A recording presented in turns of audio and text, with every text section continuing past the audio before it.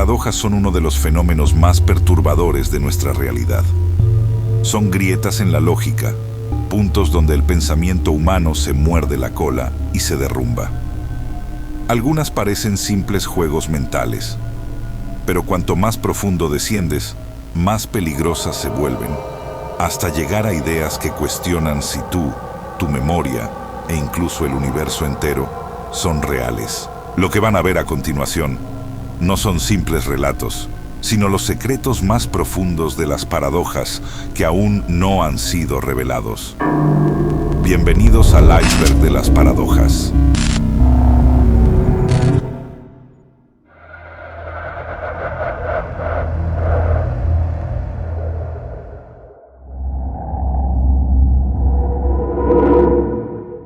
Retrocedes en el tiempo.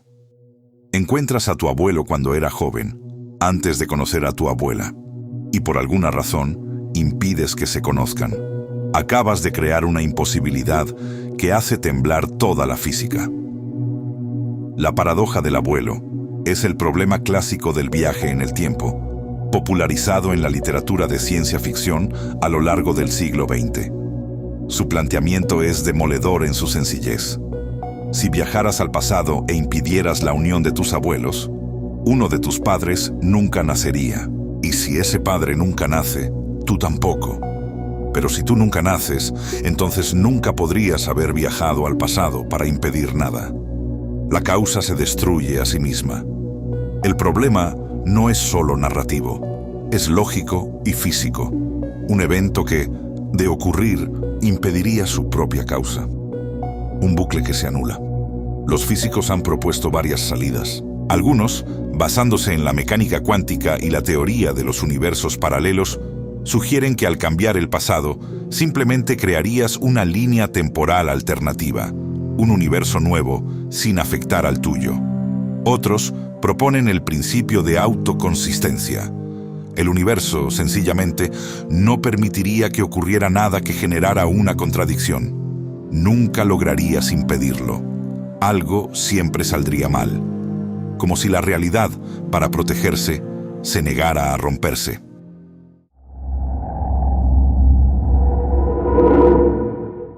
Un barco de madera regresa a puerto tras años de viajes. Con el tiempo, cada tabla podrida es reemplazada por una nueva. Un día, ni una sola pieza original queda. La pregunta parece tonta, pero lleva más de 2000 años sin respuesta. ¿Sigue siendo el mismo barco? El enigma se atribuye a los antiguos griegos y lo recogió el historiador Plutarco. Se cuenta que los atenienses conservaban el barco del héroe Teseo, y a medida que la madera envejecía, iban sustituyendo las piezas dañadas por otras nuevas.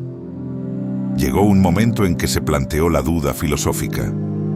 Si se habían cambiado todas las tablas, ¿era todavía el barco de Teseo o era ya un barco distinto? Y la cosa se complica. Imagina que alguien hubiera guardado todas las tablas viejas y con ellas reconstruyera un segundo barco.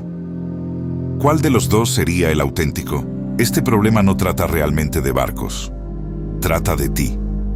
Las células de tu cuerpo se reemplazan constantemente a lo largo de tu vida. El material que te compone hoy no es el mismo de hace años. Tus ideas, tus recuerdos, tu personalidad cambian con el tiempo. Entonces, ¿en qué sentido sigues siendo la misma persona que eras de niño? El barco de Teseo pregunta, en el fondo, si el yo es algo real y permanente, o solo una etiqueta que ponemos sobre un proceso de cambio constante que nunca se detiene.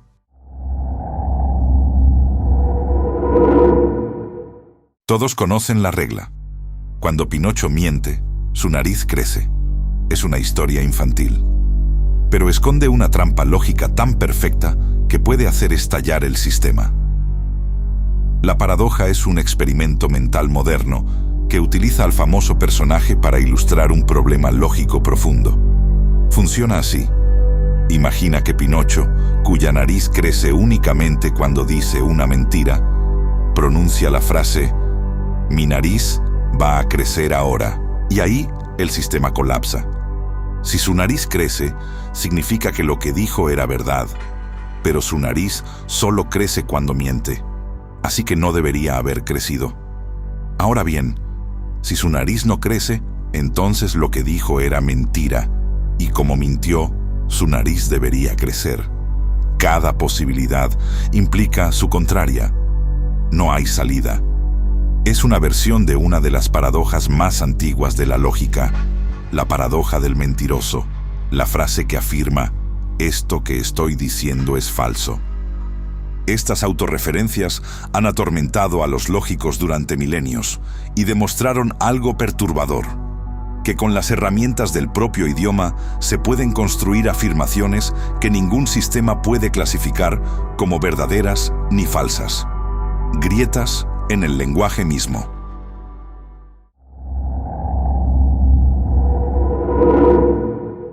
Dentro de una caja sellada hay un gato. Y según una de las interpretaciones más famosas de la física, mientras la caja permanezca cerrada, ese gato está vivo y muerto al mismo tiempo. No uno o lo otro, las dos cosas a la vez. El experimento fue propuesto por el físico Erwin Schrödinger en 1935. Imaginó un gato encerrado en una caja junto a un mecanismo que depende de un evento cuántico aleatorio, con una probabilidad del 50% de activarse. Según las reglas de la mecánica cuántica, una partícula puede existir en una superposición de estados, en varios estados a la vez, hasta que es observada o medida. Schrödinger llevó esa idea al extremo. Si la partícula está en superposición y el destino del gato depende de ella, entonces el gato también estaría en superposición, vivo y muerto simultáneamente, hasta que alguien abra la caja y mire. Solo el acto de observar obligaría a la realidad a decidir un resultado. Lo irónico es que Schrödinger no propuso esto para explicar lo maravillosa que es la física cuántica, sino para señalar lo absurdo que le parecía aplicar esas reglas al mundo grande y cotidiano. Y sin embargo, el experimento capturó algo profundamente inquietante que la física aún debate. Que en el nivel más fundamental de la realidad, las cosas no parecen tener un estado definido hasta que se las observa. Que quizás el universo no se decide del todo hasta que alguien lo mira.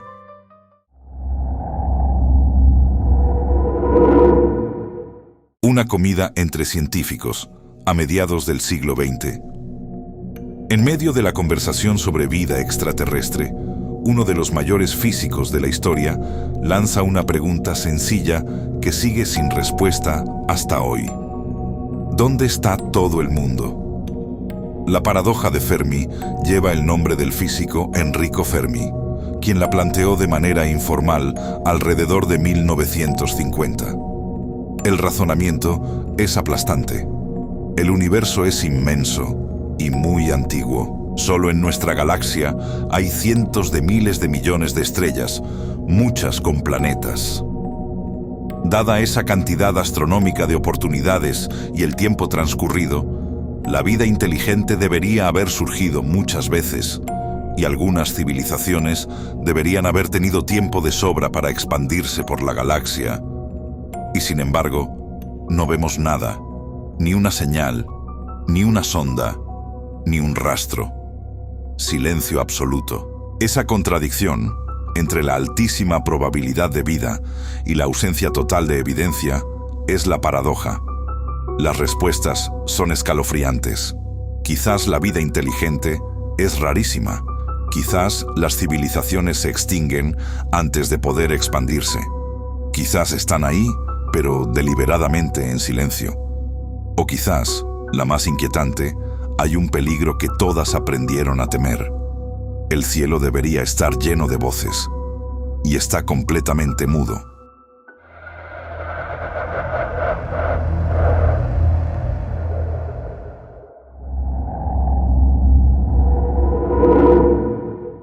Un concurso de televisión, 3 puertas.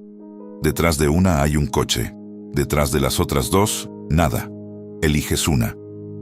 Y entonces el presentador hace algo que desafía a tu cerebro de una forma que casi nadie logra aceptar, ni siquiera los matemáticos. El problema se basa en un concurso real y lleva el nombre de su presentador, Monty Hall. La mecánica es esta. Eliges una de las 3 puertas. Antes de abrirla, el presentador, que sabe dónde está el premio, abre una de las otras 2 puertas, revelando que está vacía. Y entonces te ofrece la posibilidad de cambiar tu elección a la otra puerta que queda cerrada. La intuición grita que da igual, que ahora hay 2 puertas y la probabilidad es del 50%. La intuición está equivocada. Matemáticamente, si cambias de puerta, duplicas tus probabilidades de ganar, pasando de 1 entre 3 a 2 entre 3. Cuando el problema se popularizó en una revista en 1990, miles de personas, incluidos matemáticos con doctorado, escribieron indignados, insistiendo en que la respuesta era errónea. Estaban equivocados ellos. El resultado demuestra algo humillante sobre nuestra especie, que el cerebro humano, tan capaz en tantas cosas, está sencillamente mal cableado para entender la probabilidad. Nuestra intuición nos miente con total confianza.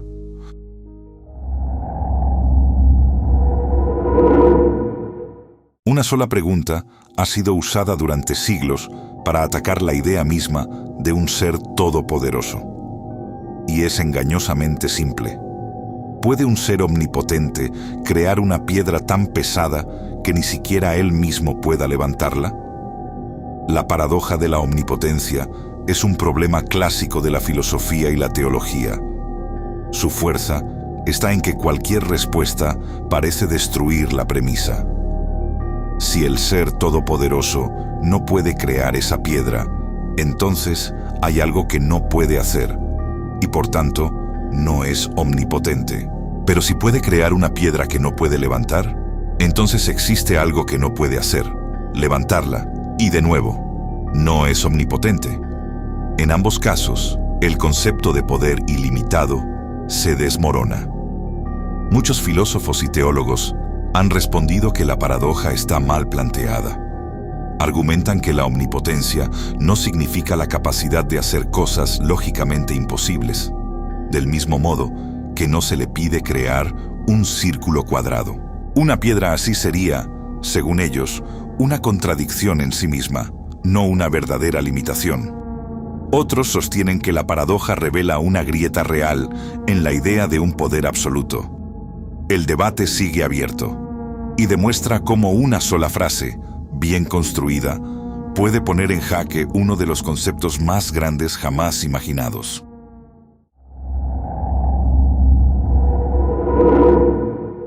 Entra en una habitación con 23 personas. Las probabilidades de que 2 de ellas cumplan años el mismo día son, según tu intuición, minúsculas. Hay 365 días, después de todo. Tu intuición vuelve a estar completamente equivocada. La paradoja del cumpleaños es un resultado matemático real y comprobado, no una ilusión. Afirma que en un grupo de tan solo 23 personas, la probabilidad de que al menos 2 compartan la misma fecha de cumpleaños es de aproximadamente el 50%. Con 57 personas, la probabilidad supera el 99%. Parece imposible, pero es matemáticamente cierto. El truco está en un error de perspectiva de nuestro cerebro. No se trata de que alguien comparta cumpleaños contigo, específicamente. Se trata de que 2 personas cualesquiera del grupo coincidan entre sí.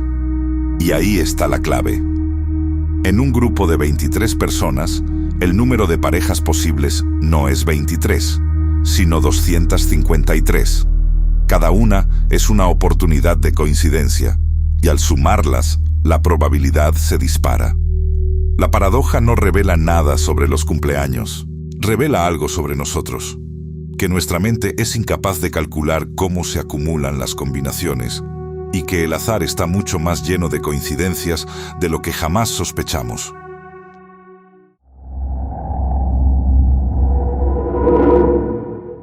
El héroe más veloz de la antigüedad echa una carrera contra una tortuga. Le da una pequeña ventaja inicial Y según un antiguo razonamiento filosófico, jamás, bajo ninguna circunstancia, logrará alcanzarla. La lógica parece demostrar que el movimiento es imposible. Esta es una de las paradojas del filósofo griego Zenón de Elea, formulada hace unos 2500 años. Aquiles, veloz, le da ventaja a la tortuga. Cuando Aquiles llega al punto donde estaba la tortuga, ésta ya ha avanzado un poco más. Cuando Aquiles llega a ese nuevo punto, la tortuga ha avanzado otro poco, y así infinitamente. Cada vez que Aquiles alcanza la posición anterior de la tortuga, ella ya no está allí. Según este razonamiento, Aquiles se acerca infinitamente, pero nunca la alcanza. El problema es que sabemos que en la realidad Aquiles la adelanta sin esfuerzo. Entonces, ¿dónde está el error en la lógica? Zenón usó esta paradoja para argumentar que el movimiento es una ilusión. Resolverla del todo requirió el desarrollo siglos después del concepto matemático de que una suma de infinitos términos cada vez más pequeños puede dar un resultado finito. La distancia se divide en infinitos pasos, sí, pero suman una distancia finita que se recorre en un tiempo finito.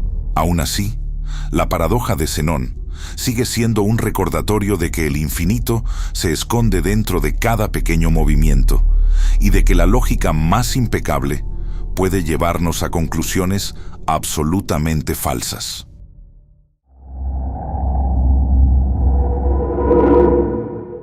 Tienes un montón de arena delante de ti. Le quitas un grano. Sigue siendo un montón, obviamente. Le quitas otro. Sigue siendo un montón. Pero si repites esto suficientes veces, llegarás a un solo grano. ¿En qué momento exacto dejó de ser un montón?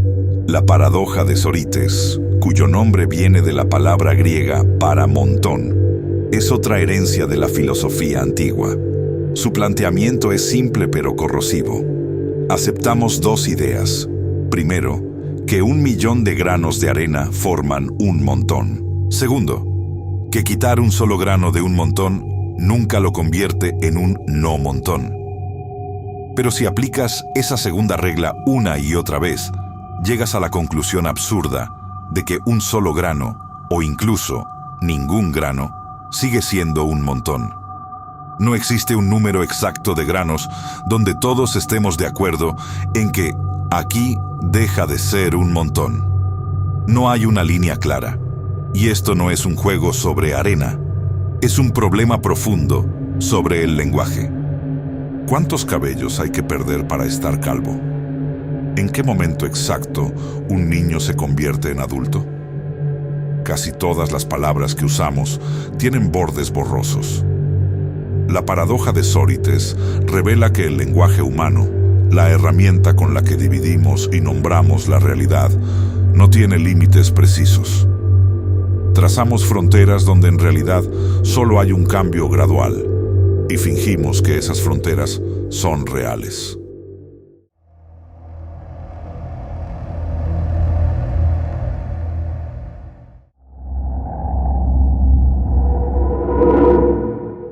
Un viajero del tiempo viaja al pasado y le entrega a un joven Shakespeare el texto completo de sus futuras obras maestras. El joven las copia y las publica como suyas. Con el tiempo, ese texto llega al futuro, donde el viajero lo recoge para llevarlo al pasado. Pregunta: ¿quién escribió realmente esas obras? La paradoja ontológica, también llamada paradoja del bucle causal, es uno de los problemas más vertiginosos asociados al viaje en el tiempo. A diferencia de la paradoja del abuelo, aquí no hay contradicción destructiva. Hay algo peor: información u objetos que existen sin haber sido creados jamás. Sigue el rastro. Shakespeare copió el texto del libro del futuro. Ese libro del futuro es una copia de lo que Shakespeare escribió. Entonces, en ningún punto del bucle alguien creó originalmente esas palabras. Existen, circulan, pero no tienen autor, no tienen origen. Es lo que se conoce como un objeto sin causa, algo que aparece en la realidad sin que nadie lo haya generado nunca, atrapado en un bucle temporal cerrado. Los físicos que estudian las soluciones teóricas de las ecuaciones de Einstein reconocen que ciertos modelos permitirían, al menos matemáticamente, este tipo de bucles. Y eso plantea una pregunta que hiela. Si un objeto puede existir sin origen, ¿qué más en nuestro universo simplemente apareció, sin que nada ni nadie lo creara jamás?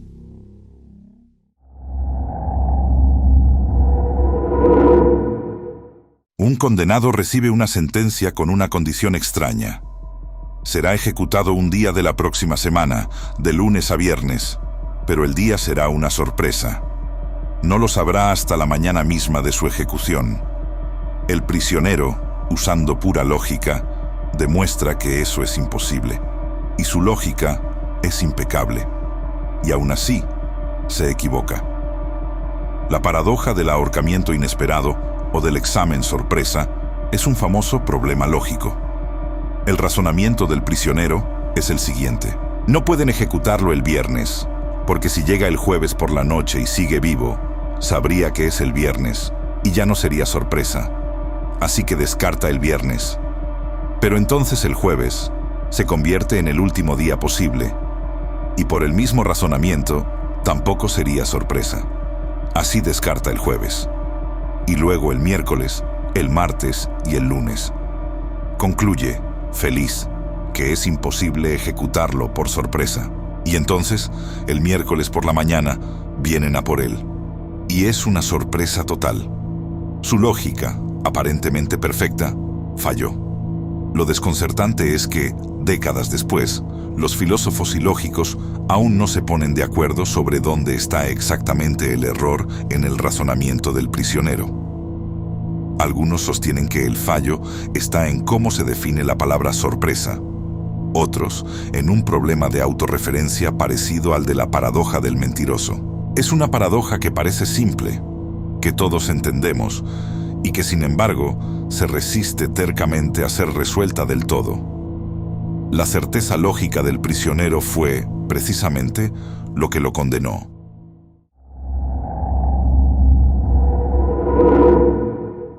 Levanta la vista en una noche despejada. El cielo es negro, salpicado de estrellas. Parece lo más normal del mundo.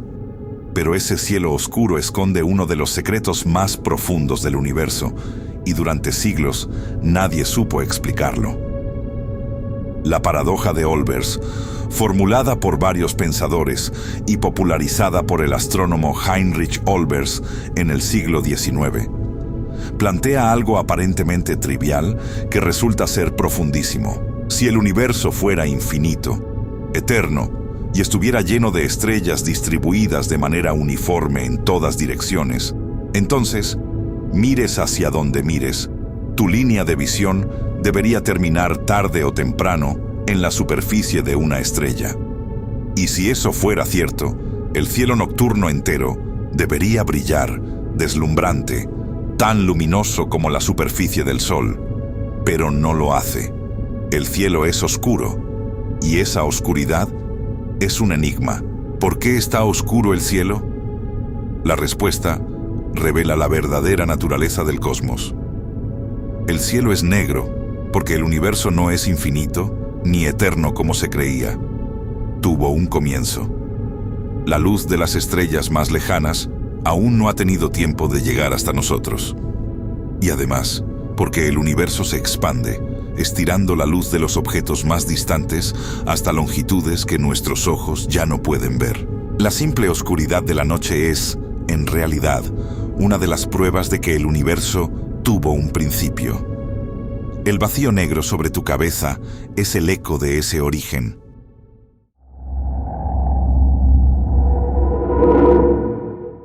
Dos hermanos gemelos, idénticos, de la misma edad exacta. Uno se queda en la Tierra, el otro parte en una nave a una velocidad cercana a la de la luz y regresa años después. Al reencontrarse, uno es notablemente más viejo que el otro. Y no es ciencia ficción, es física comprobada. La paradoja de los gemelos surge de la teoría de la relatividad especial de Albert Einstein, publicada en 1905. Einstein demostró que el tiempo no es absoluto, sino que transcurre de forma distinta según la velocidad a la que te mueves. Cuanto más rápido viajas, más lento pasa el tiempo para ti en relación con quien se queda quieto. Este efecto, la dilatación del tiempo, es real y se ha medido con relojes atómicos en aviones y satélites.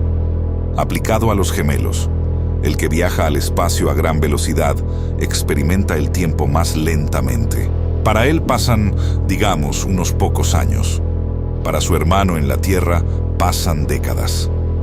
Al volver, el viajero se encuentra con un gemelo mucho mayor que él, mientras él apenas ha envejecido. No es un truco, es lo que ocurriría, y de hecho ocurre a pequeña escala con los astronautas, que regresan una fracción de segundo más jóvenes de lo que serían si se hubieran quedado.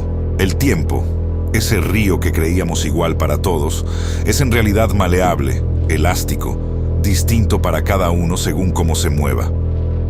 Dos personas pueden partir del mismo instante y llegar a futuros completamente diferentes.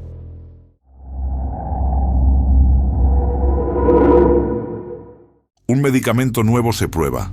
Los datos demuestran que es más efectivo que el tratamiento antiguo. Pero cuando separas a los pacientes en dos grupos, hombres y mujeres, los datos demuestran lo contrario, que es peor para los hombres y peor para las mujeres. Ambas cosas son ciertas a la vez. Y eso debería ser imposible. La paradoja de Simpson es un fenómeno estadístico real y demostrado, descrito formalmente en el siglo XX. Ocurre cuando una tendencia que aparece en varios grupos de datos se invierte por completo cuando esos grupos se combinan. Dicho de otro modo, algo puede ser cierto para cada parte por separado y falso para el conjunto. O al revés. El fenómeno no es un error de cálculo. Los números son correctos en ambos casos. El problema es cómo se agrupan. Suele deberse a una variable oculta, un factor que no se tiene en cuenta y que distorsiona la imagen global. Casos reales han aparecido en estudios médicos y en análisis de admisiones universitarias. Significa que, con los mismos datos verídicos, alguien puede demostrar dos conclusiones opuestas según cómo decida agruparlos. La estadística, esa herramienta que consideramos objetiva y fría, puede mentir sin usar un solo número falso. Y en un mundo gobernado por datos, esa es una de las grietas más peligrosas que existen.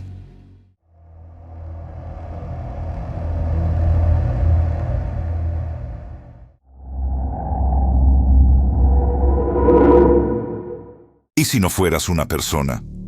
¿Y si fueras solo un cerebro, formado por puro azar en el vacío del espacio, con todos tus recuerdos, incluido el de estar viendo esto, fabricados de golpe hace apenas un instante? El cerebro de Boltzmann es un experimento mental que surge de la física y la termodinámica, vinculado al científico Ludwig Boltzmann. Parte de una idea inquietante. En un universo lo bastante grande y lo bastante viejo, con partículas moviéndose al azar durante tiempos inmensos, cualquier configuración de materia es posible, por improbable que sea. Y eso incluye la formación espontánea, por pura casualidad, de un cerebro completo y consciente, con recuerdos y percepciones ya integrados.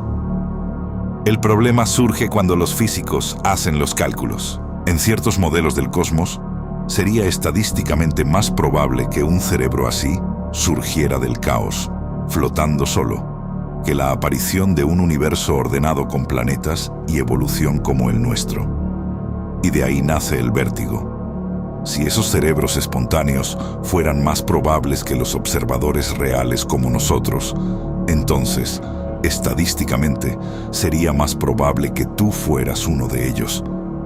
Pero aquí está el consuelo.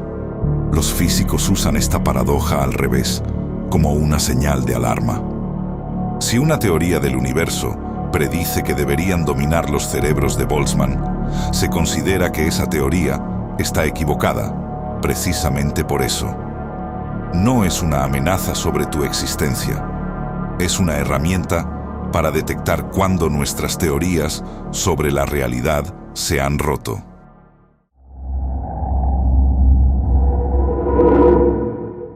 Un ser con un poder aparentemente imposible te presenta dos cajas. Puede predecir tus decisiones con una exactitud casi perfecta, y esa capacidad convierte una simple elección entre dos cajas en una guerra entre el libre albedrío y el destino. El problema de Newcomb, formulado por el físico William Newcomb y popularizado por el filósofo Robert Nozick en 1969, funciona así. Hay dos cajas. La primera es transparente y contiene una cantidad modesta de dinero, visible. La segunda es opaca. Puede contener una fortuna enorme o estar vacía. Puedes elegir llevarte solo la caja opaca o llevarte las dos. Aquí está el truco. Un predictor de fiabilidad casi absoluta ya ha adivinado de antemano qué vas a hacer. Si predijo que tomarías solo la caja opaca, la llenó con la fortuna. Si predijo que tomarías las dos, la dejó vacía. Y ya ha tomado su decisión antes de que tú elijas. Y ahí la lógica se divide en dos bandos irreconciliables. Una parte razona. El predictor casi nunca falla, así que si tomo solo la caja opaca, seguramente estará llena. La otra razona. El contenido ya está fijado. No puedo cambiarlo, así que me conviene llevarme las dos. Ambos razonamientos son sólidos, ambos defendidos por filósofos brillantes, y llevan más de medio siglo sin acuerdo, porque el problema toca la pregunta más profunda de todas. Si el futuro puede predecirse, ¿existe de verdad nuestra libertad para elegir?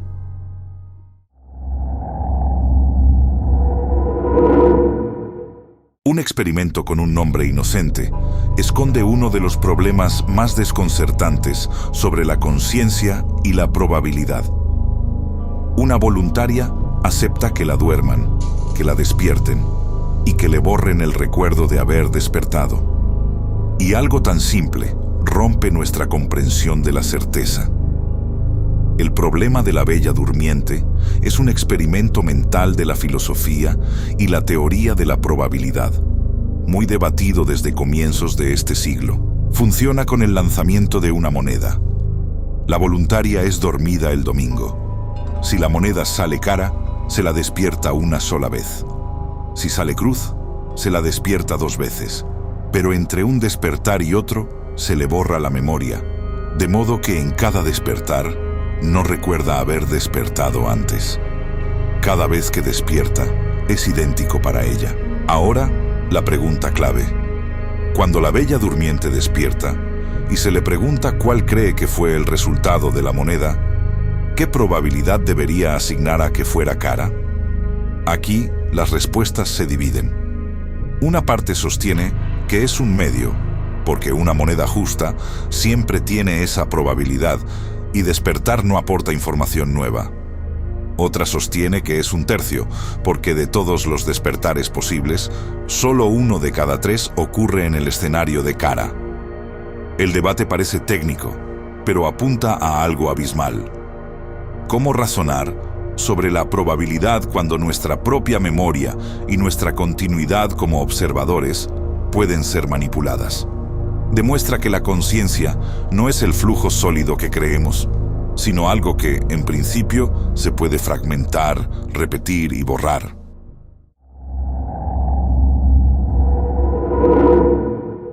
Una de las leyes más sagradas de la física dice que la información nunca se destruye. Todo lo que ocurre deja un rastro que, en teoría, podría rastrearse hacia atrás. Pero los agujeros negros parecen violar esa ley. Y eso desató una batalla intelectual que duró décadas. La paradoja de la información de los agujeros negros fue planteada de forma célebre por el físico Stephen Hawking en la década de 1970. La mecánica cuántica establece un principio fundamental. La información física nunca se pierde por completo.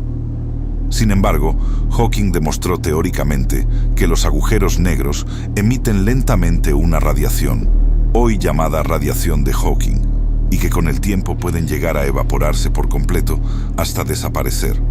Y ahí está el conflicto. Si un agujero negro se traga toda la información de todo lo que cayó en él, y luego se evapora hasta desaparecer, ¿a dónde fue esa información? Parecía borrada del universo para siempre. Una violación directa de una ley fundamental. Este problema enfrentó a las dos grandes teorías de la física, la relatividad y la mecánica cuántica, y ocupó a las mentes más brillantes durante más de 40 años. Hoy, la mayoría de los físicos cree que la información no se destruye, que de algún modo queda codificada en la radiación que escapa, aunque los detalles siguen investigándose.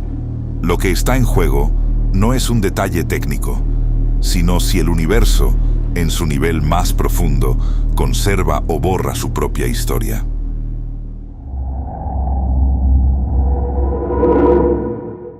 En 2010, alguien publicó en un foro de internet un experimento mental. La reacción fue tan intensa que el administrador del foro lo borró y prohibió el tema durante años. Se decía que el simple hecho de conocer la idea podía ponerte en peligro. Vamos a explicarlo con calma y a explicar también por qué los expertos lo consideran profundamente defectuoso. El basilisco de Rocco es un experimento mental que combina ideas sobre la inteligencia artificial, la ética y la teoría de la decisión. Su planteamiento, muy resumido, imagina una futura inteligencia artificial superpoderosa que, una vez creada, tendría un incentivo para castigar retroactivamente a todas las personas que, sabiendo que ella podría llegar a existir, no hicieron lo posible por crearla. La idea que causó pánico es que, con solo conocer el argumento, ya quedarías incluido entre los que sabían. De ahí su nombre. Un basilisco es una criatura mítica que mata con la mirada. Aquí, la idea misma sería el peligro.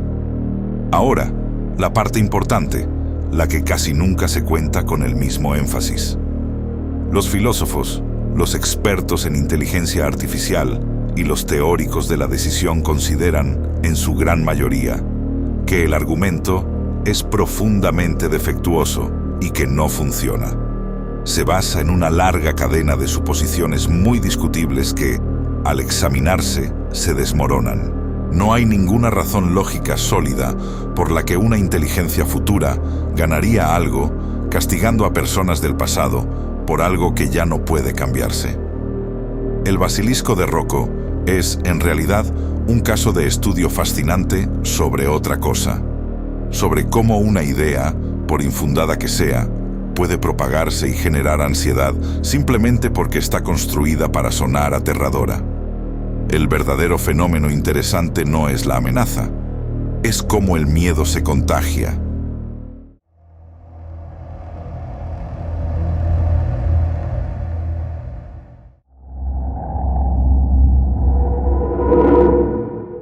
¿Y si pudiéramos calcular, con matemáticas frías, cuánto tiempo le queda a la humanidad? No con profecías ni con visiones, sino con pura probabilidad. El resultado es uno de los razonamientos más controvertidos jamás planteados. El argumento del juicio final, o Doomsday Argument, fue formulado por el astrofísico Brandon Carter y desarrollado por el filósofo John Leslie a finales del siglo XX. Se basa en un razonamiento probabilístico. Parte de una idea que tú, como observador, probablemente no ocupas una posición especial en la historia de la humanidad, sino una posición más o menos típica en algún lugar de la mitad. Aplicando ese principio al número total de seres humanos que han existido y existirán, el argumento intenta estimar cuántos humanos quedan por nacer. Y sus conclusiones tienden a ser pesimistas. Sugieren que es improbable que la humanidad continúe durante un número astronómico de generaciones más. El razonamiento es intensamente debatido y muchos expertos señalan fallos importantes en su lógica probabilística. No es una predicción fiable ni una sentencia.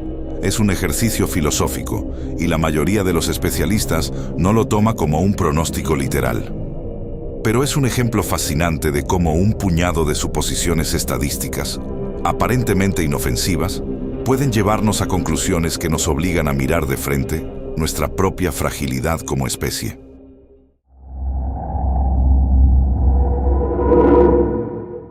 ¿Puede un sistema definir qué es la verdad dentro de sí mismo? Parece que sí, que la verdad es algo básico, pero uno de los mayores lógicos del siglo XX demostró, con rigor matemático absoluto, que la respuesta es no. La verdad, formalmente, no puede definirse desde dentro. El resultado se debe al lógico y matemático Alfred Tarski, quien en la década de 1930 demostró lo que se conoce como el teorema de la indefinibilidad de la verdad. Trabajando sobre los sistemas formales, como las matemáticas o la lógica, Tarski probó que ningún sistema suficientemente potente puede contener una definición coherente de su propia verdad. Si intenta hacerlo, cae inevitablemente en contradicciones, como la vieja paradoja del mentiroso. Esta frase es falsa. Dicho de otro modo, para hablar con rigor de la verdad de las afirmaciones de un lenguaje, necesitas situarte fuera de él, en un lenguaje superior. Y para definir la verdad de ese, necesitas otro por encima.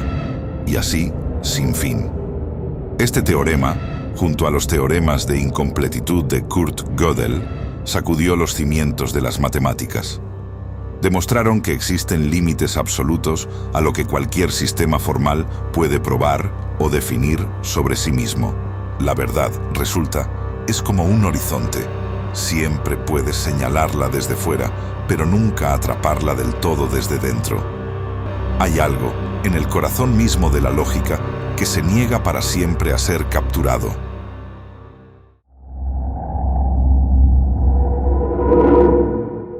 ¿Y si nada de esto fuera real? Si el mundo que ves, tu cuerpo, este mismo instante, no fueran más que información procesándose dentro de una computadora inimaginablemente poderosa, construida por una civilización que ni siquiera es la tuya. El argumento de la simulación fue formulado de manera rigurosa por el filósofo Nick Bostrom, de la Universidad de Oxford, en 2003. No es una simple fantasía, es un razonamiento probabilístico estructurado. Bostrom plantea que, si una civilización tecnológicamente avanzada fuera capaz de crear simulaciones de la realidad tan detalladas que sus habitantes fueran conscientes, entonces probablemente crearía un número inmenso de ellas. Y ahí llega el golpe. Si existen millones de universos simulados y un solo universo real, entonces, por pura estadística, la inmensa mayoría de los seres conscientes vivirían dentro de una simulación. Y por tanto, es más probable que tú seas uno de ellos que un habitante de la única realidad base. Bostrom no afirma que vivamos en una simulación. Plantea algo más sutil, que al menos una de 3 posibilidades tiene que ser cierta.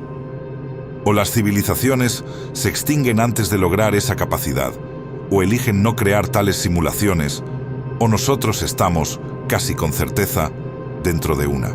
Lo verdaderamente inquietante es que, desde dentro, no habría ninguna forma de notar la diferencia. La realidad simulada se sentiría exactamente igual que esta.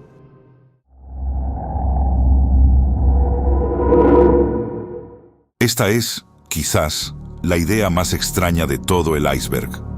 Sostiene que, desde tu propia perspectiva, es imposible que mueras. Que estás condenado, quieras o no, a seguir viviendo. Para siempre. La inmortalidad cuántica es un experimento mental que se deriva de la interpretación de los muchos mundos de la mecánica cuántica propuesta por el físico Hugh Everett. Según esa interpretación, cada vez que ocurre un evento cuántico con varios resultados posibles, el universo se ramifica y todos los resultados suceden, cada uno en una rama distinta de la realidad. A aplica eso a una situación en la que tu vida está en juego, dependiente de un evento cuántico. En algunas ramas mueres, en otras sobrevives. La idea de la inmortalidad cuántica sostiene que tu conciencia solo puede continuar en las ramas donde sigues vivo, porque en las otras, sencillamente, ya no hay nadie que experimente nada. Desde tu punto de vista subjetivo, siempre te encontrarás, por improbable que sea, en la rama en la que sobreviviste. Conviene ser muy claro. Esto es un experimento mental altamente especulativo, no una teoría comprobada ni algo que los físicos afirmen que ocurra de verdad. Depende de interpretaciones discutidas y de suposiciones que muchos científicos rechazan, y nadie debería sacar de aquí ninguna conclusión sobre su propia vida. Es un juego de ideas en la frontera de la física y la filosofía, fascinante precisamente porque lleva a una interpretación seria hasta un extremo que roza lo imposible.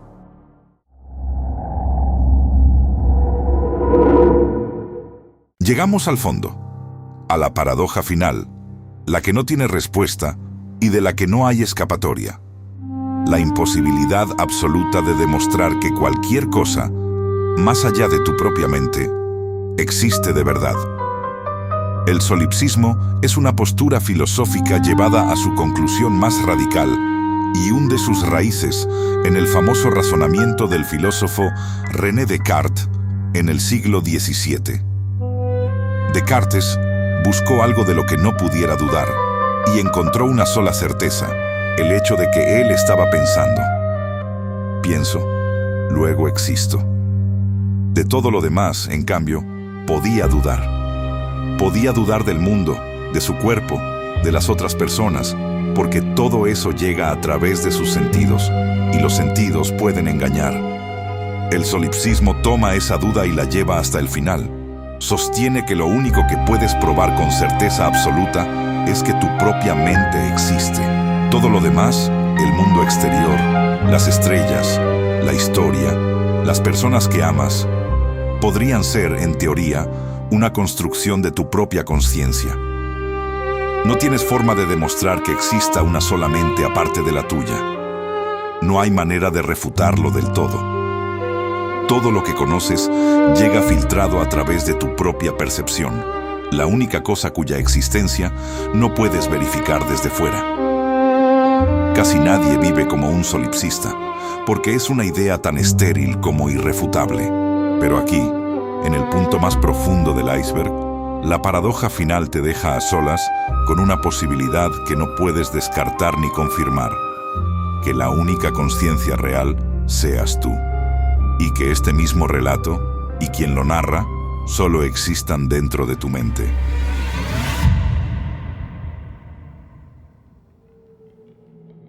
Hemos llegado al fondo, y quizás la verdadera paradoja sea esta: que un cerebro humano, un órgano encerrado en la oscuridad de un cráneo, sea capaz de construir ideas tan poderosas que se vuelven contra él y ponen en duda su propia existencia. Cada paradoja es una grieta, una fisura en la certeza. Y si algo nos enseñan todas juntas, es que la realidad, el tiempo, la verdad y el propio yo son mucho menos sólidos de lo que necesitábamos creer. Piénsalo esta noche, antes de dormir. O mejor, no lo pienses.